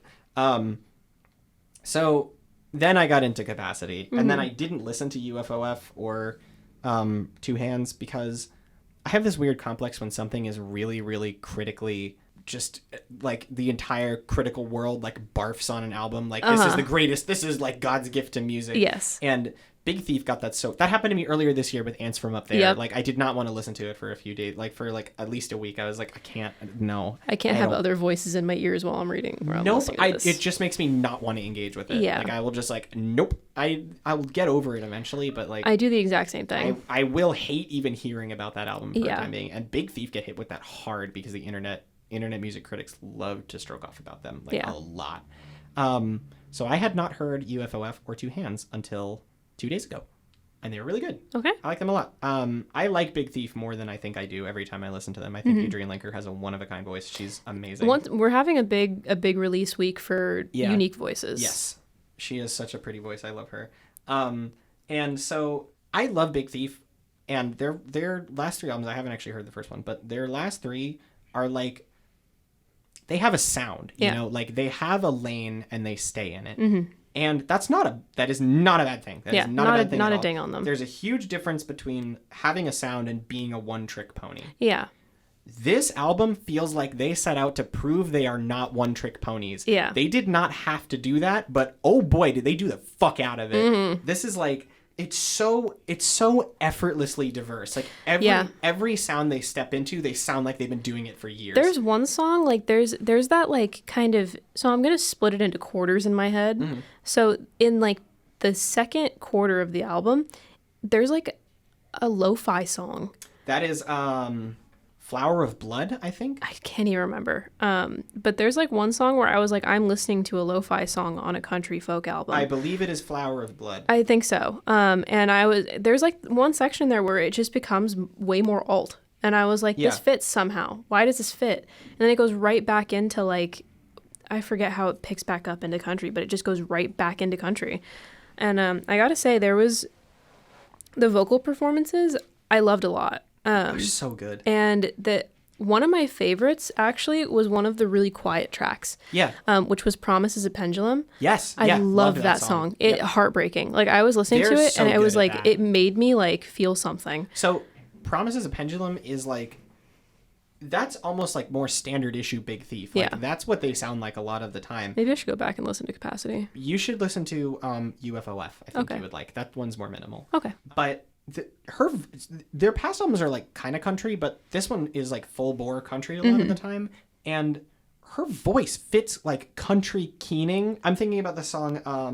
I'm thinking about Spud Infinity. Yeah. What's it gonna take? Yeah. Her voice fits that style of like country wailing so well. Perfectly. How did they not think of this? Like, why didn't they approach this yet? I loved Time Escape. That was the first one that I noted, yeah. When they released Time Escaping as a single, I was like, is this the same band? Like, where did this come from? Yeah. They did Yeasayer's sound better than Yeasayer did it for like the last 6 years of their career in one song. Yeah. It's so good. I loved that track. I loved Spud Infinity. Certainty sounds like the album cover. It feels like you're just walking up to a campfire, sitting down, and like this is the song they're singing. It's also the most romantic thing they've ever done. The message is so sweet. And they're not a happy band. That's the thing. Like, this is almost like just a joyful record. It's just an optimistic listen. And they're so not that band. Like, Big Thief are like, they have that reputation like Mitski, where like time to put on the new Mitski record and sob my eyes out for an hour and a half. And this is such like a celebratory record. It's so kind. It feels like it's wishing you well. Yes. No, totally. This album feels like walking up to a campfire and joining a sing-along. Like, it's so nice. I said this is such a pleasant surprise from a band that I would have been okay with if they never surprised me ever again. Yeah. Like, I would have been fine with them continuing to do what they do forever, but they were just like, no, we can do everything else too. Yeah. I think my favorite tracks that I wrote down were Time Escaping, the title track. Yep, title track is really good. Little Things, Blurred View, and Promise is a Pendulum. Those are mine. I don't remember Blurred View super well, but A Blurred View is one of the more alty ones. Okay. I just think it does it well. The title track is like, that's a Carrie and Lowell Sufjan Stevens song Yeah. left over. Like, Yeah. that is what that sounds Yeah. like. I also loved Little Things. Oh my God. That Little song Things, is so good. That's probably my second favorite song. That is the best guitar tone they've ever used. So the good. guitar tone on that song is so nice. good. That is the most like tailored to me sound Yeah. song they've ever done. It's so nice. I loved Flower of Blood. That one's nice. The drumming, I know you wanted to talk about drums, but the drumming on this album is so good. I love James Criven. Holy Christ! I'm sorry to can do it. I'm sorry to everyone with a Slavic name ever. James Krivchenia. I like his drumming a lot of the time too. I think he's really good at like being off kilter, but like staying as the backbone. Like his drumming is never like where you expect it to be, but it keeps the song going nonetheless. And I think it's really well produced on this album. Like they did a really good job of like tailoring songs to his drumming. I definitely noticed that because sometimes country drumming can become a little bit to me because it's a lot of focus on guitar, banjo, and the singing. And a lot of the time the drums just become like reeds. Like they'll just start kind of using that. So I was happy that there was still a significant drum presence. Yeah, totally. That really helped me a lot to get into it. The only thing is that like because it is so long, sometimes it's hard to appreciate every song until you get like you give it the time that it needs.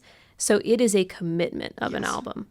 I think it's a worthwhile commitment, but it is kind of it's difficult to look at it and be like, this is 80 minutes. on repeat listens, different parts will hook you. Like definitely. You will hear different things on different like re-listens. And I said, this is like maybe one of the least overwhelming or like long-winded double albums I've ever heard. Like each song has an idea. Like each song is pretty brief too. Yeah, they're never like lost in the woods on this album. They always know they where they're aren't walking going. in the woods. They're already at the campfire. Yeah, you know? exactly. I think that to compare it to the other double album that we had, the Beach House one, this one, it felt a little...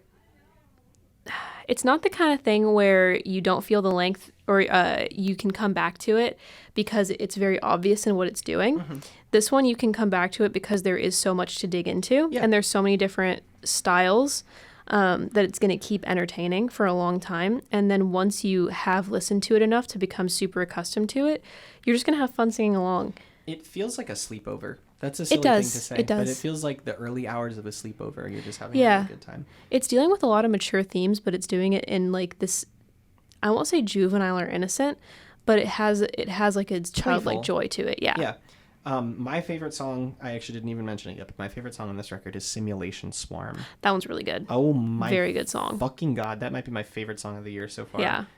Holy Christ. Why did I not write that one down? I could talk about Simulation Swarm for another hour of the podcast, but like that song is so...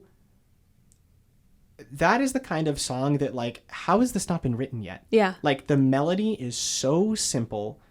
It's such a pure song. Yes, it is. It's just pure. It's so complex in its simplicity. Like it's just the same melody that progresses and grows in intensity as the song goes. The growth of the build of the song is so nice, and then the release of tension at the end, like it's not even a crescendo. Like the song doesn't get huge at the end. Like they build all this tension and then they let it down, and there's like this gentle electric guitar solo that comes in to coast the song out. It is gorgeous. Also the sci-fi lyrics, like out of nowhere, so cool. It's such a, oh God, the song is so good. It's been stuck in my head since I heard it. It's amazing. I love that song. Awesome track. So yeah, this album I think sets out to do something and does it immaculately. Yeah, absolutely, 100%. So beautiful. It sets out to do so many things. Yeah, and it does them all perfectly. Nails them all. I'm going to be coming back to this one for a long time. It's easily my favorite Big Thief album now, for sure. So I think especially if somebody grew up with country, this would feel like just a welcome home. Here's the thing. I didn't either. I didn't grow up with country at all, and it has taken me a really long time to like get into some like old school country. Like I've just in the last like year or two started getting into Johnny Cash, Loretta Lynn, and acts like Chris Stapleton have been really influential in helping me get into that sound. And what's his name? Waylon Payne and Dougie Poole are the other, and Honey Harper are the other country artists that I've been really into. But like, this record is not. It isn't a modern country album. Like, it doesn't sound like modern alt country, like red dirt country. This could have been made in the 70s and I would have believed it. 100%. Yeah, no, it's so timeless is such like a like cliche word to use, but it's like the truth. This could have come out at any time in the last 15 years and I would have believed 100%. it. And I think that people will still be, this is one that I feel will become a classic. Yeah. Just because of how beautiful it is. And how universal I think it is. Yeah, like it's universal, but it's still deeply personal. For sure, yeah. Big Thief are a band that like they have been obviously lavishing in critical praise for so long, but like I feel like their music is not necessarily accessible to a wider audience a lot of the time. Like just because it's, I don't want to say like mythologized because that's not like that isn't what it is, but like it's so built up. Like there's such a narrative around it that like this is an album you can put on and have a good time. Like, and it does that so fucking well. But if you're looking for what you were looking for on the old Big Thief albums, you will also find that. Yeah. Like, it is like the perfect starter Big Thief album. It is the perfect, like, move for them in their career right now. It like, this is everything I could have asked for. I love this album so much. I was listening to it with a friend and we were just like jamming the whole time. It's like, so good. it was just a really nice vibe. It's so easy, which like, Capacity is an album that takes time. Like UFOF and Two Hands, I would say take time. I don't think I just listened to those records for the first time 2 days ago, and I don't think I've unpeeled them fully at all. Yeah. Like there's way more layers for me to like find there. You can do that with this. You don't have to. Yeah. If you want to put it on, you will have a great time. You can fully take it at face value. Yes, 100%. And just have a great time with it and be fine. And like even a lot of the tracks like Promise is a Pendulum that I was saying is much quieter and more minimal and sweet and sort of heartfelt, heartbreaking in some ways. There is still this like very human component to it. Like she sniffles on the mic at one point. And she's just, there's no retouching. It's just a take. Like you just hear her completely. And it feels so beautiful and human and personal, and I love it, and I'm very excited to keep digging into this. Yeah, me too.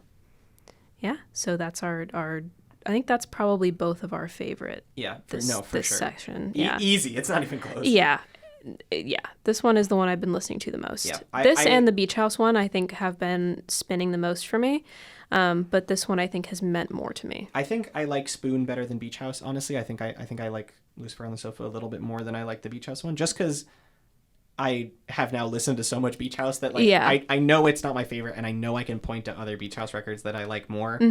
But Lucifer on the Sofa is like scratching a very specific itch for me right now. Yeah, I can see that for sure. Okay. Do we want to do the singles briefly? Yeah, sure. Now we're gonna do a speed round. Let's do the singles for this week. Yes. So these were handpicked by myself, just some of the ones that I was very excited about this week. I think these are all ones that I'm into. Big ups to Sophie for putting together the list for me, because I don't pay attention to these things. I pay so much attention. Please let me pay attention to something else. Dear Lord, I need to do my homework. I'm like, what are we listening to? And she just hands me this list. I'm like, okay. I need to reorient my priorities. Jesus Lord. We're a priority now. This is now a priority. So, okay, first one, Billions by Caroline Polachek. Good or not good? Good. I agree. Not as good as Bunny is a Rider, because that song is stuck in my head. Like, as soon as so here's the thing. I like Billions. I really like the music video for Billions. Okay. As soon as you said Billions, Bunny is a Rider got stuck in my head. Okay. Like, I don't know what this new project is going to be, because it already sounds different from Pang. But if there is one song on the record that is as good as Bunny is a Rider, there's a second Bunny is a Rider on this album, I will buy anything Caroline Polachek puts out for the rest of my life. Yeah. I haven't heard any of her other singles from this era. Pang was not super interesting to me when it came out. So Hot It's Hurting My Feelings, though. So Hot is a great song. That song is flawless. Yeah, that's a great song. We do stand. We do stand. I think that my standum went to Rena over Miss Polachek. They're so different. I could never compare them. I just was getting into pop and allowing myself to enjoy pop at that moment, and I was like, I'm investing into one of these. Rena is much more pop than Caroline. Do you know? Caroline was in a band. Do you know that? Really? Chairlift. Maybe I'll check it out. Spectacular. I came into listening to Caroline through being a huge Chairlift fan for a really long time. Rest in peace to Chairlift. I hope the other guy in Chairlift, who nobody knows his name, is doing good today. Her voice is so It's very pretty. Amazing. Yeah. The things she can do. Okay, we've talked about a lot of people with unique voices today. Yeah. Caroline Polachek, I don't think has the tone of her voice is anything special. Her technical ability is like incredible. Yeah. Some of the runs she does are like She's got a voice I'd characterize as elastic. Yes. She can make it do whatever she wants. Inhuman. Like she Reminds can, me a little bit of Jeff Buckley in that for sense. sure. Yeah. The leaps she can do are like and nail two pitches that are so wildly apart. Like precisely. It's crazy. Yeah. She's so talented. Excited for that record coming up? Maybe. We haven't heard anything. Question mark? But the same producer on both of these, which is Danielle Harl of PC Music. So maybe we will get some more PC Music stuff this time around. I'm hoping she comes out with a record. That would be pretty dope. That would be cool. So next up we have Porta by Sharon Van Etten. Good Bad. I thought it was meh.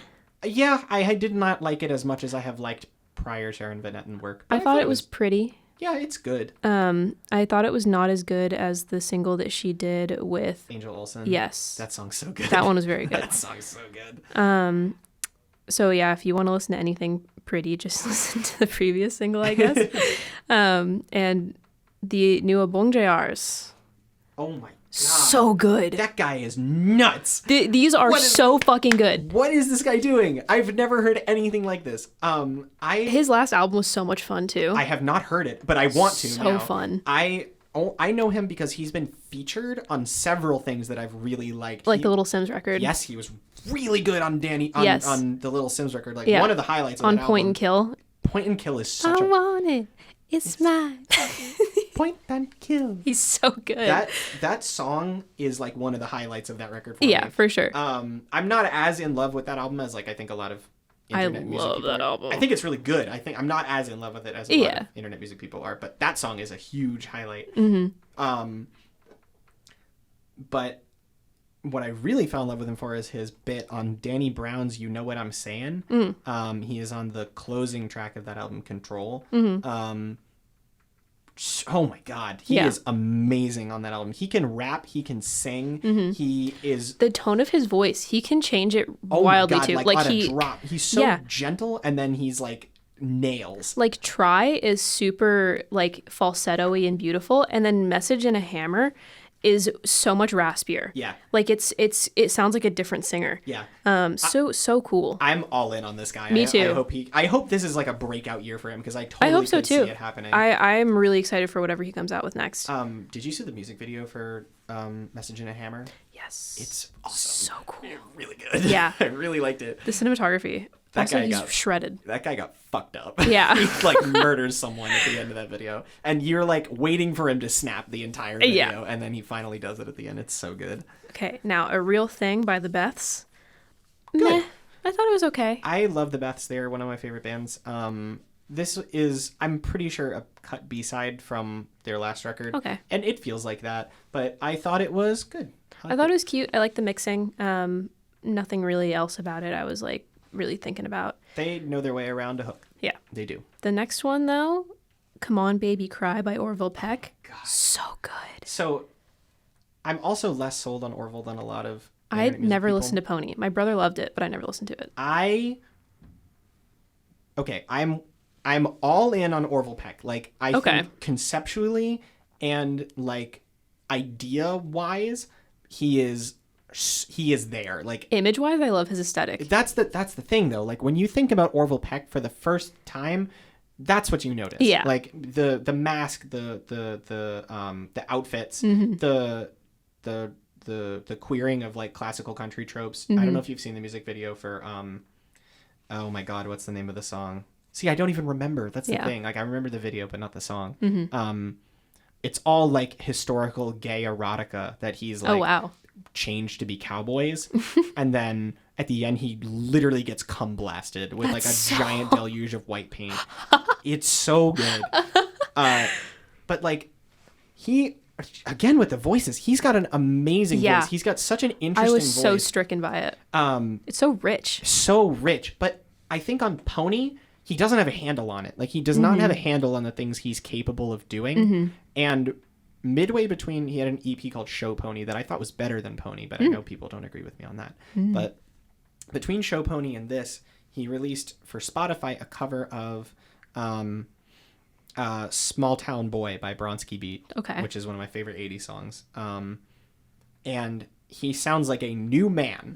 And I genuinely think he's been taking like a lot of vocal coaching. Yeah. Because the singing on Come On Baby Cry is unbelievable. It is beautiful. It's so good. Yeah. This is his best vocal performance ever. Yeah. And the hook is like he's like flying above the rodeo. It's so good. It's so theatrical too. It reminded me, do you know Kieran J. Callanan? It reminded me a lot of his performance on songs like what's the song? God. I will say I only mostly know him through features. I don't know. Okay, his album Return to Center. There's one song on that album do you know the story behind that album? I always confuse Kieran J. Callanan with some other Australian guy who makes really like conceptual music. Is Alex Cameron? Maybe. Is Kieran J. Callanan the one who like acts like a washed up celebrity, or is that Alex Cameron? Well, Alex Cameron has a whole album where the concept is him being a washed up celebrity. That's the one I'm thinking that's the one. of. That's Forced Witness. Also a good album. Kieran J. Callanan is the one who's like actually kind of a D-bag, right? He's just like very anti-image. I'm pretty sure he's shown his dick and balls on TV. He flashed people on a red carpet. Yeah. I think you shouldn't do that. He got sued for it majorly, and then he sampled the news story for Return on Center. He's hilarious. That reminds me of when Slow Tie sampled his song "BB Body Bag" samples. This was like after he had like his controversy that I personally think was like blown up. I think it was not as big a deal. The lady on the show has said like I wasn't bothered by it. But he got in like a controversy, and then Matty Healy of the 1975, who I hate by the way, I would kick his ass if I saw him right now. He apparently said on some like he was on stage and he was like, "Love to Slow Tie, no idea where he is. Fuck knows where he is right now, but God bless the boy." And then someone in the audience like cackled, and he took that clip and then took the cackle of someone in the audience and built a song out of it. That's so funny. So funny. Yeah, the song Rise is just him sampling that, and like that's so funny. It's so funny. It's a very minimal song. It's just a news report. That's hilarious. And he has one song. So the story behind that album is that he made it only with free things, like things that he had already. That's fun. He spent $0 making that album. Because it's a cover album mostly, and he bought like guitar books, like how to play this song from Guitar Center, returned them within the 30-day window, and made an album out of that time. Funny. Very funny. And so he has one song. God, what's it fucking called? I don't even remember. It's like it's the big single off that album. And it is so theatrical. It sounds like a theater kid got access to midis and really good like at home production and just went ham. That's hilarious. But the theatrical voice and like the really deep elastic like way of doing things reminds me of him. Which I don't know if anybody even knows that comparison, so I'll probably cut that. No, don't cut that. That's a good diatribe. Okay. Bronco is coming out. I'm very excited for it. I have held off listening to the other 4 tracks that he put out because I don't know if I like that. What do you think about that? Have you seen other artists doing that approach? What do you mean? Releasing the album piecemeal, like in 4-track snippets or so. Because Beach House did it. Each of those first four things were released separately. And then within the past couple of years, I have also noticed Hayley Williams of Paramore did that for her solo album. And Kevin Abstract did that for his solo album a few years ago, Arizona Baby. I mean, Bon Iver did that.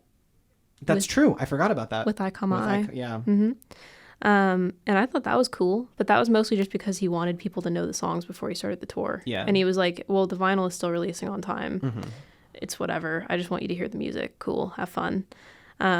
Which I think that was cool. I think that it's a fun way of releasing an album and it keeps the hype going for longer, which honestly in this world, a little hype didn't hurt anybody. Yeah. So I don't mind it. I just get concerned, like, when I hear that, the album is supposed to be the statement, right? Mm-hmm. Like, I hear, and this is not me being, like, married to the album format as an institution or whatever, because, like, ultimately at the end of the day, if the music is good, that's the only thing that matters. I don't care if it gets released in a box at my doorstep. Mm-hmm. But, like, if you say, album's coming this date, here's the first 4 tracks, like, I'm not, like, you're wetting my palate, but, like, I don't know if I want to describe it as, like, it's almost like spoilers, or it's almost like I'm getting an incomplete piece. Like, I guess. I think for me, I just don't listen to it then.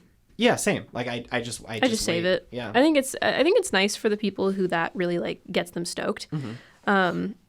But for me personally, I just like to save things for myself. Mm-hmm. Like, I pre-ordered Cavalcade by Black Midi when it came out on vinyl. I waited to have my first listen until the album had been out for 2 weeks because I just wanted to hear it on vinyl first. Mm-hmm. It's just something I do. So I have no problem just being like, okay, you can release that however you want. I Cool. don't think I've ever pre-ordered an album in my life. I heard so scared of the that. KEXP at home that they did. Yeah. It blew my mind. I was actually I like YouTubed MP3'd that and put it onto my That's pretty good. Apple Music because I just wanted to hear it. It was so good. And I was like, okay, I'm sold. Like, whatever they do, even if it just has these tracks on it, I'm fine. Yeah. So yeah, I don't really mind that. Is that all our singles? What? Is that all our singles? No, we have a couple. Oh, okay, cool. We have Invincible by Omar Apollo featuring someone else who I didn't write down for some reason. It is R&B singer Daniel Caesar. Yes. I thought this was meh. Oh, I liked it. Which I think that's going to be kind of a very me opinion because I have an issue. I don't know what it is about me. I have an issue with male singers sounding too pretty. Where I always like very heteronormative of you. I like them to sound like I like male singers who can't sing. I don't know what it is. That's just me. And if do you like Moses Sumney? I don't know who that is. Oh shit. Okay, we got to get you on some Moses Sumney. And so this one, I said it was too pretty for me, honestly. Just kind of a quirk of mine. I thought it was really well done. It just like I was like, this is too pleasant.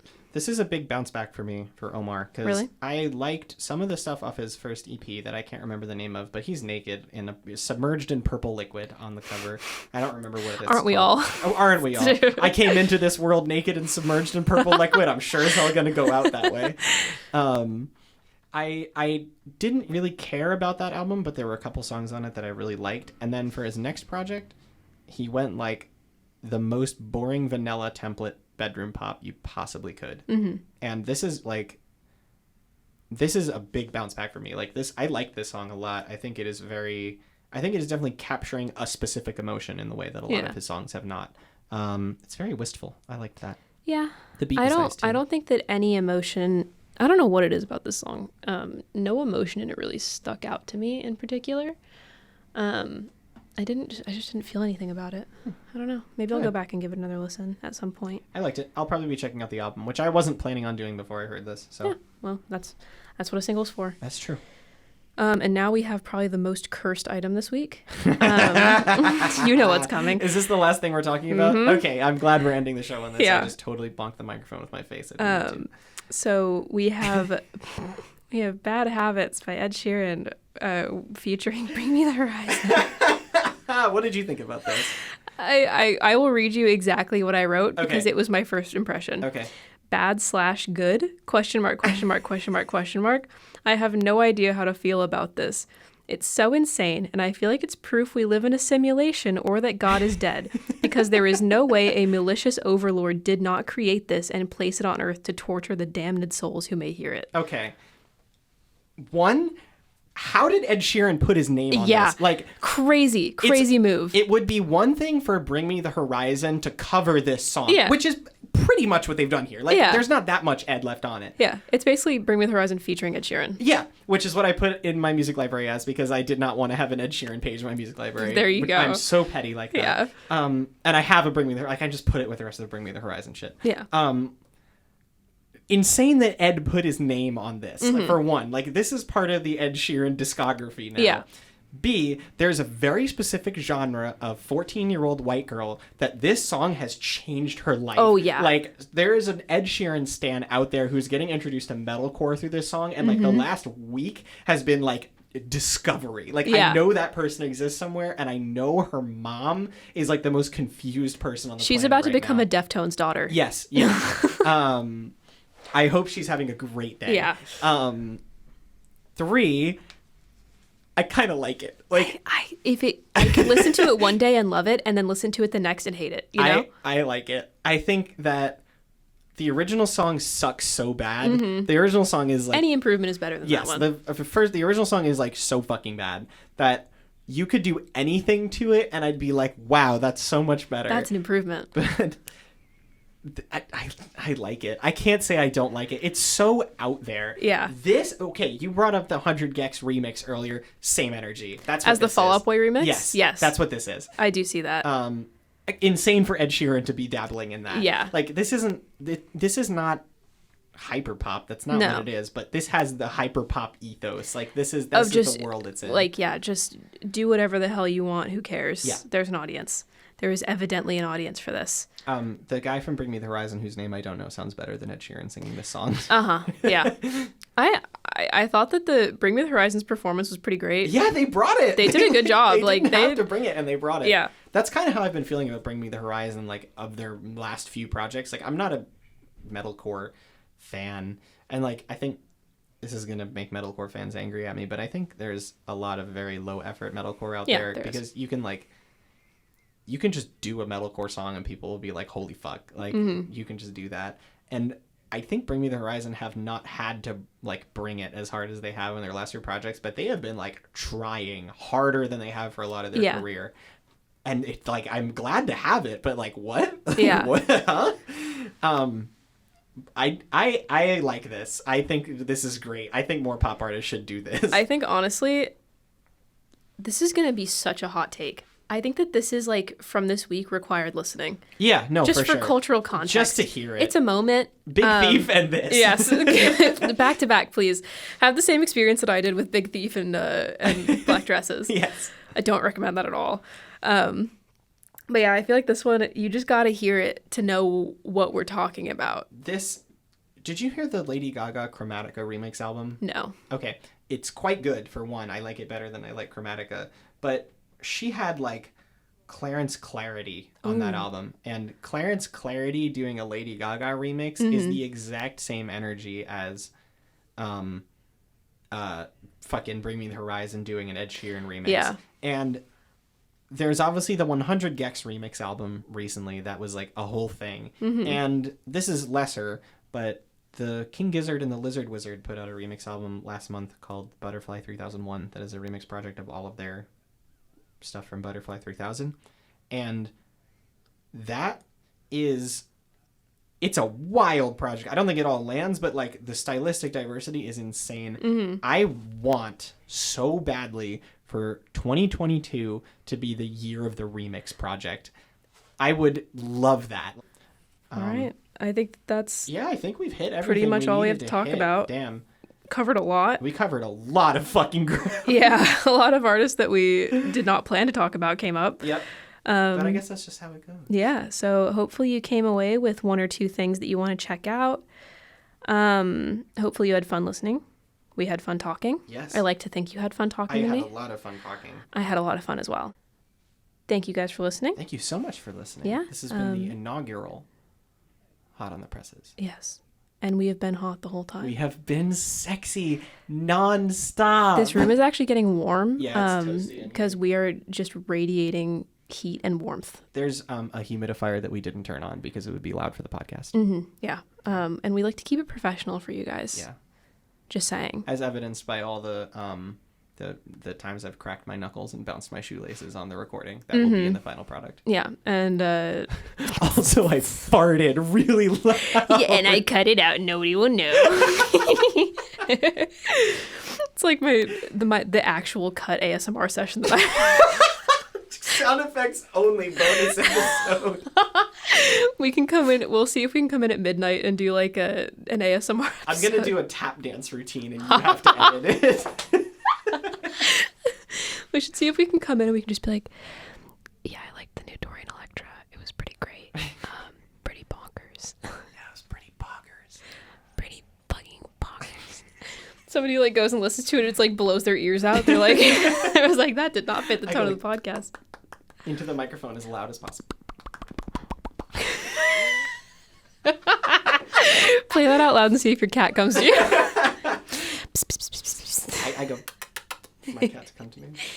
Oh my god. Okay. Yeah, this has been a good time. This has been a good time. Hopefully you had a good time too. We'll see you all in 2 weeks. Do I want to get albums that we'll probably be talking about in the next 2 weeks? I know that I want to talk about, I don't think it's going to be, will it? I don't know if it'll be out in the next 2 weeks, but Daniel Rawson of Grizzly Bear has been releasing singles, and they've been very good. Beautiful. I've missed Grizzly Bear so much. Me too. Have you listened to the new one, Unpeopled Space?